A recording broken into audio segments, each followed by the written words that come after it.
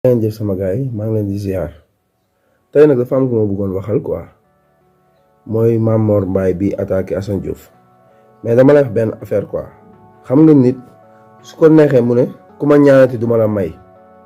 loolu nañ ko nangul quoi te yow Assane Diouf la gën a nekk patriote billaahi du ngeen benn yow Idriss Seck nga àndaloon am nga droit nag faral ku la neex mais Assane Diouf képp fépp fu askan wi woote mu ngi si wetu askan wi di fayet yi ngay def nag daf ko jarul quoi affaire xale yooyu dem géej di nappaate di entraîner naan ko maa ngi sa kaw yooyu xam nga kuy affronter ay policier wala gendarme yow benn nit mënoo ko tiital xam nga da ngeen am yoo xamante ne da nga ko war a bàyyi leen di wax si turu murid yi kenn yónniwu la Assane Diouf gënoo ko nekk murid xam nga ni ma expliqué mais am na droit mu ne képp ku ko ñaanati doo ko may loolu du affaire reewante ban affaire reewante le 8 mars événement Sonko yi ñoom fii la ñu taxawoon jàmmaarloog état bi leen sëriñ bi ñaan lañ bàyyi lépp si suuf léegi tey su ko neexee mu ne moom li taxoon ñu ñaan ko ba mu bàyyi tey ki taxoon ñu ñaan ko ñu ngi nii di jàppaat nit yi di leen duma di leen jaay doole moom su ko neexee mu ne léegi ku ma ñaan duma may loolu ban affaire reewante moo fi nekk yow mosuñu la gis si benn manifestation boo xamante ni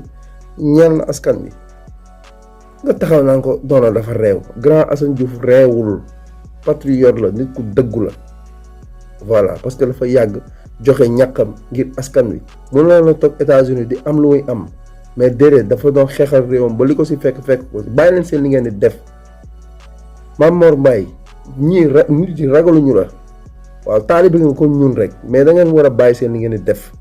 Assane Diouf woo ko fi benn waxu réewande am na droit mu ne ku ma ñaar du ma léegi maye force la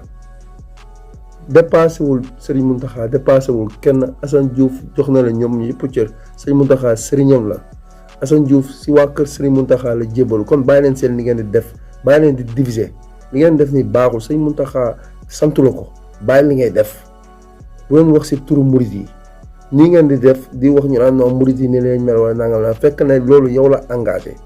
murid yi képp ku leen xam ne ay liggéeykat lañu faale wuñu état bu leen état fekk seen ñu def bu leen état fekk seen ñu def bàyyi li ngay def